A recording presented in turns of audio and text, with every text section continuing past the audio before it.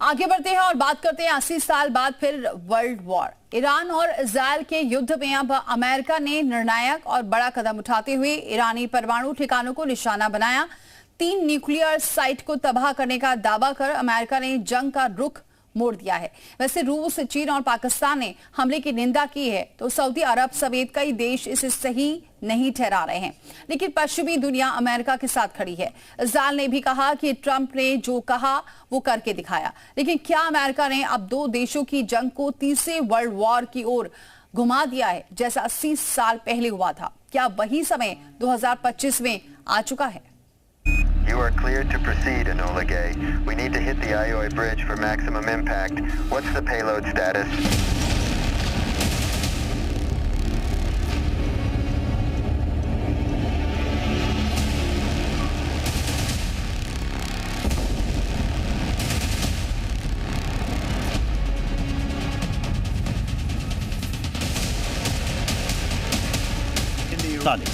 America के 2 परमाणु हमले।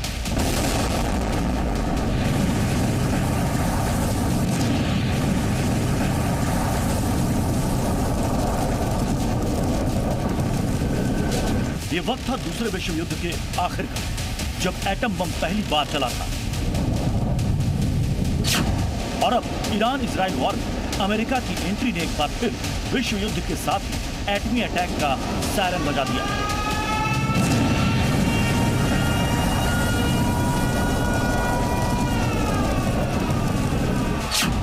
ईरान के परमाणु ठिकानों पर अमेरिकी प्रहार। 80 साल बाद क्या फिर होगा वर्ल्ड वॉर?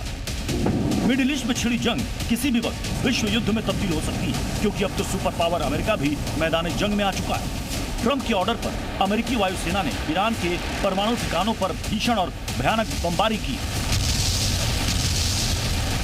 ईरानी न्यूक्लियर साइट पर हमले कर तीसरे देश के तौर पर अमेरिका जंग में कूद चुका है।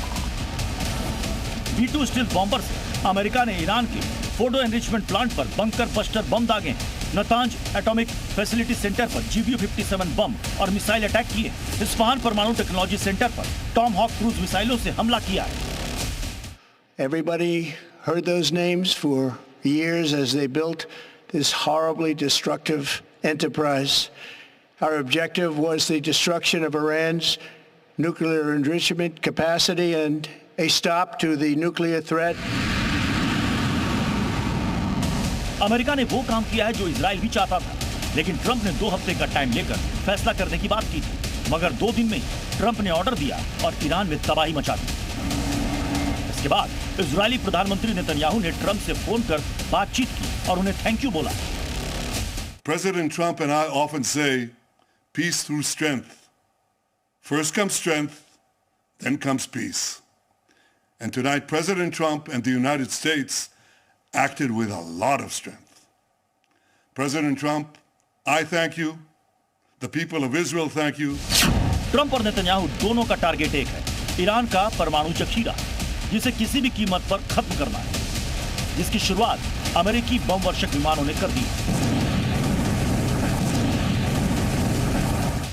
इस हमले के बाद इजराइल के हौसले बुलंद हैं, लेकिन क्या विश्व के सबसे ताकतवर देश अमेरिका ने मिडिल ईस्ट की लड़ाई को अब वर्ल्ड वॉर की ओर ढकेल दिया है?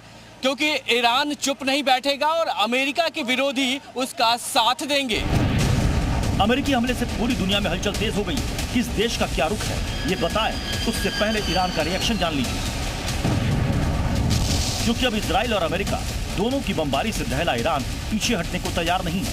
ईरान के विदेश मंत्रालय ने कहा है कि अमेरिका ने उसके परमाणु ठिकानों पर हमला करके अंतर्राष्ट्रीय कानून का गंभीर उल्लंघन किया।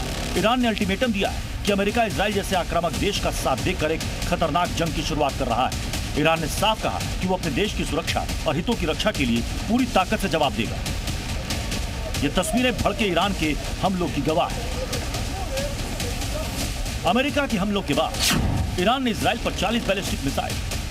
ईरान ने कुछ इस तरह मिसाइलों की बौछार की, जिससे तेल अवीव के कई इलाकों में इमारतें तबाह हो गई।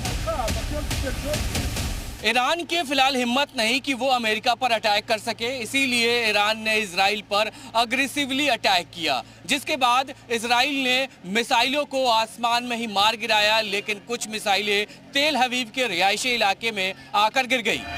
संयुक्त राष्ट्र के ज्यादातर देश एक्शन मोड में आ गए हैं। संयुक्त राष्ट्र के महासचिव एंटोनियो गुटेरेस ने कहा है कि संघर्ष तेजी से नियंत्रण से बाहर हो सकता है, जिसके विनाशकारी परिणाम हो सकते हैं। चीन के सरकारी मीडिया ने जताया है कि क्या अमेरिका ईरान में वही गलती दोहरा रहा है जो उसने इराक में की थी। ब्रिटेन में हमलों को सही ठहराते हुए अब ईरान को बातचीत की मेज पर आगे आना चाहिए। न्यूजीलैंड के विदेश मंत्री ने इसे खतरा बताकर बोला है कि अब तक का सबसे गंभीर संकट है। ऑस्ट्रेलिया ने ईरानी न्यूक्लियर प्रोग्राम को खतरा बताते हुए अमेरिकी राष्ट्रपति का समर्थन किया है। ओमान ने अमेरिका के ईरान पर हमलों की निंदा कर बातचीत से समाधान निकालने की हिदायत दी है। यमन के हुती विद्रोहियों ने धमकी दी है कि लाल सागर में सभी अमेरिकी जहाजों और युद्धपोतों पर हमला करने के लिए तैयार है, क्योंकि मिडिल ईस्ट में अमेरिका के 9 सैन्य ठिकाने हैं और उसके 2 वॉरशिप इस वक्त ईरान के आसपास मंडरा रहे हैं। मतलब अमेरिका पर हमला हुआ तो फिर जंग भड़कना तय है।